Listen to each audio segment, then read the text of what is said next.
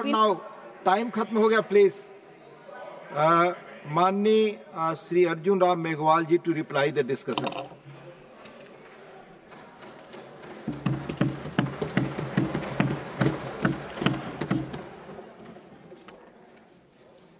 धन्यवाद deputy chairman sir.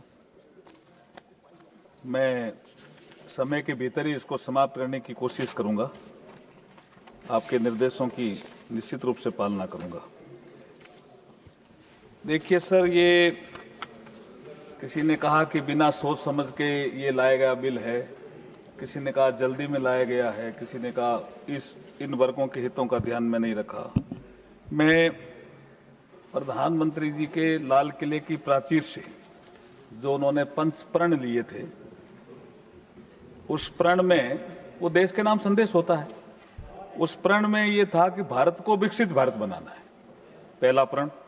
दूसरा प्रण उन्होंने लिया कि गुलामी के अंशों से हमें मुक्ति पानी है। तो कोई पुराना कानून है, अंग्रेजों ने बनाया, हम क्यों लिए उसको चलें साहब? विभेदकारी भी है, अभी मैं आगे आऊंगा। तो गुलामी के अंशों से मुक्ति। तीसरा है विरासत पर गर्व करना। और चौथा है कि हमारे समाज में एकजुटता रही। और पांचवा है कर्तव्य भाव को बढ़ाना। तो इसमें जो पंच प्रण प्रधानमंत्री जी ने लाल किले की प्राचीर से लिए, उसी श्रृंखला में हम ईज ऑफ लिविंग का काम भी करते हैं। ईज ऑफ डूइंग बिजनेस के लिए भी हम कई बिल लेकर के आते हैं। सिटीजन सेंट्रिक अप्रोच जिन कानूनों की होती है उनको भी लेकर के आते हैं। और एक मंत्र जो हमारा चल पड़ा है कि मिनिमम गवर्नमेंट और मैक्सिमम गवर्नेंस। और रिफॉर्म की जो एक्सप्रेस प्रधानमंत्री नरेंद्र मोदी जी चला रहे हैं, इस दिशा में भी ये सुधार का एक कदम है। मैं अब इसमें आना चाहता हूं, जो हमारे सबसे पहले जो विवेक तनखा जी ने हमारी चर्चा की शुरुआत की।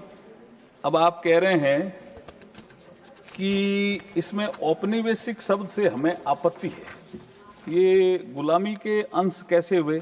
तो तनखा साहब, जो द इंडियन सक्सेशन एक्ट 1925 है, वो भारत की संसद ने तो नहीं बनाया, औपनिवेशिक ही हुआ ना साहब। क्या कहेंगे इसको? ये तो बहुत कानून के जानकार हैं। और इसमें एक धारा है 213 जो भेदभावपूर्ण है, उसको हमने हटाया है। वो धारा क्या कहती है साहब? इसमें द इंडियन सक्सेशन एक्ट 1925 की वो धारा ये कहती है कि हिंदू, बुद्धिस्ट, जैन, सिख और पारसी अगर मद्रास, बॉम्बे, कलकत्ता में एग्जीक्यूट की गई विल, उनमें कोई रहता है, इनमें मद्रास, बॉम्बे, कलकत्ता प्रेसिडेंसी, उनमें कोई रहता है और उन्होंने कोई विल की है, तो उस विल को प्रोबेट कराना पड़ेगा। मुसलमानों को क्यों नहीं? तो इस पे अगर कोई चिंतन नहीं करेगा क्या कभी आगे आकर के? ये नरेंद्र मोदी जी की सरकार है, देश संविधान के अनुसार चलेगा। संविधान की धारा 15 में लिखा हुआ है कि कोई भी जाति, धर्म, लिंग के आधार पर भेदभाव नहीं कर सकता। ये कानून भेदभाव पर आधारित था, इसलिए हम इसको ये हटाने और संशोधन का बिल लेकर के आए। अब इसमें एक चीज और मैं आपको करना चाह रहा हूं। इन्होंने बोलते हुए कहा कि द डिजास्टर मैनेजमेंट एक्ट 2005 इनके जमाने में बना होगा, मैं ये नहीं कहता। इसमें हम एक प्रिवेंशन जो शब्द है, हम समझते हैं कि ये कोई गलती से आ गया, क्योंकि हम इसको प्रिपरेशन में वापस सब्स्टिट्यूट कर रहे हैं कि भाई ये प्रिपरेशन होना चाहिए डिजास्टर मैनेजमेंट का। अब ये कह रहे हैं कि प्रिवेंशन कौन करेगा? तो मैं आपको विवेक तनखा साहब भी बताना चाहता हूं कि इसी एक्ट में जो हमारा सेक्शन 30 है, 30/2 में सब क्लॉज 4 में ये पहले ही प्रिवेंशन शब्द दिया हुआ है। तो इसमें यहां आगे आने की कहां जरूरत थी? इसलिए इसको प्रिवेंशन की जगह प्रिपरेशन किया सब। इसमें भी आपत्ति नहीं होनी चाहिए, मेरा ऐसा मानना है। दूसरा, इन्होंने एक उल्लेख किया कि हमारे जबलपुर में काफी आंदोलन हो रहे हैं। अब क्या हो रहे हैं, कैसे हो रहे हैं, मैं जानकारी लूंगा, लेकिन मैं ये कहना चाहता हूं कि द जनरल क्लॉजेज एक्ट 1897 का है सब, हमने बनाए। और the code of civil procedure code 1908 का है। इसमें हम अमेंडमेंट इसलिए कर रहे हैं क्योंकि रजिस्टर्ड पोस्ट की सेवाएं डाक विभाग ने समाप्त कर दी। इस परिस्थिति में कानून की भाषा का प्रैक्टिकल इंप्लीमेंटेशन नहीं हो सकता है। रजिस्टर्ड पोस्ट लिखा हुआ था इनमें। जो नई डाक व्यवस्था स्पीड पोस्ट द्वारा संचालित की जा रही है, उस सेवा को कानून में समाहित करने के लिए हम ये प्रस्ताव लेकर के आए हैं आपके समक्ष कि किसी को भी इंटरप्रिटेशन की समस्या का सामना नहीं करना पड़े। इसलिए द जनरल क्लॉजेज एक्ट 1897 में प्रस्तावित संशोधन रजिस्टर्ड पोस्ट एक्सप्रेशन को स्पीड पोस्ट विद रजिस्ट्रेशन से सब्स्टिट्यूट किया जा रहा है। इसमें क्या आपत्ति है, ताकि इंटरप्रिटेशन उल्टा और सुलटा नहीं करना पड़े। अगला जो विषय है, the code of civil procedure code 1908 में प्रस्तावित संशोधन में एक्नॉलेजमेंट ड्यू सर्विसेज को स्पीड पोस्ट विद रजिस्ट्रेशन के साथ प्रूफ ऑफ डिलीवरी के रूप में अवेलेबल होने के बाद अधिनियम में उपलब्ध सेवा में इस परिवर्तन को प्रभावी करने के लिए संशोधन का कॉन्स्टिट्यूशनल मॉडिफिकेशन किया जा रहा है। तो ये तो सब ऐसे टेक्निकल चीजें हैं जो सभी सदस्यों को इसकी जानकारी मैं दे रहा हूं, लेकिन मुद्दे बहुत से आए हैं।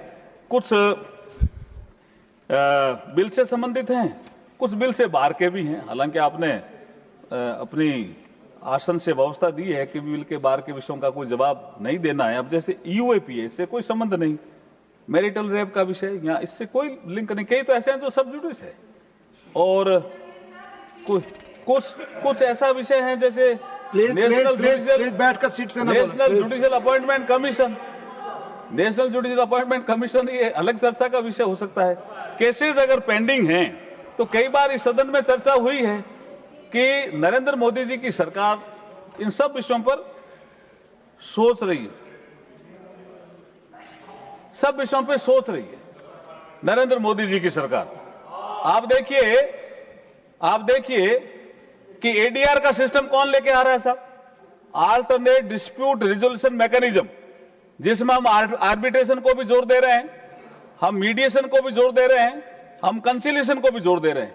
तो मुकदमे अपना आप कम होंगे। एजिंग एनालिसिस, 50 साल पुराना मुकदमा कौन है, कैसा है, 40 साल पुराना कौन सा है, 30 साल पुराना कौन सा है, 20 साल पुराना कौन सा है, 10 साल पुराना कौन सा है, ये कौन लेके आया साहब ये सिस्टम? ये ई कोर्ट प्रोजेक्ट थर्ड में नरेंद्र मोदी जी लेकर के आए हैं साहब। मुकदमे ज्यादा हैं, कम करना है, इसके लिए टेक्निक का भी उपयोग करना है, और अल्टरनेट डिस्प्यूट रिजोल्यूशन मैकेनिज्म क्या है उसकी भी हमें बात करनी है। इसलिए मैं आपकी जो घड़ी की तरफ आप देख रहे हैं, मुझे पूरा इसका अपनी रिप्लाई करें, आप पूरा ध्यान है। लेकिन एक बात और नहीं आपको देख रहा हूं, है? मैं घड़ी की ओर नहीं आपको देख रहा हूं, है? वो भी गया, आपको देख रहे हैं। नहीं, एक बात और कह करके अपनी बात समाप्त करूंगा। एक विषय और आया है यहाँ कि जैसे जज बढ़ाएं, तो जज भी मैं डिप्टी चेयरमैन साहब कह रहा हूं, हम नहीं ज्यादा बढ़ाए। सुप्रीम कोर्ट में भी हमने बढ़ाए और हाई कोर्ट में भी हमने बढ़ाए जज ज्यादा। दूसरा एक विषय इन्होंने कहा कि आप जल्दबाजी में कर रहे हो। साहब, कांग्रेस की सरकारें पहले भी रही, वो भी बिल लेकर के आते थे ऐसे रिपीलिंग और अमेंडिंग। लेकिन मैं आपको एक तथ्य देना चाहता हूं साहब कि जब यूपीए फर्स्ट और यूपीए सेकंड की सरकार थी 10 साल, ऐसा एक भी बिल नहीं आया। इसका मतलब उन्होंने इस संबंध में सोचा ही नहीं। ये नरेंद्र मोदी जी की सरकार है साहब। ये अगर को जो कानून है प्रासंगिक हो गए हैं, उनको निरस्त करने का बिल लेकर के हम आएंगे, लगातार लेकर के आएंगे आपके समक्ष, और सदन से अनुमति मांगेंगे, क्यों? उनकी आवश्यकता नहीं है, उनकी अब आवश्यकता नहीं है। इसलिए हम ईज ऑफ डूइंग बिजनेस के साथ साथ ईज ऑफ लिविंग को भी प्राथमिकता देते हैं। मैं अपेक्षा करता हूं कि सर्वसम्मति से इस बिल को सदन पास करे। बहुत बहुत धन्यवाद, आभार।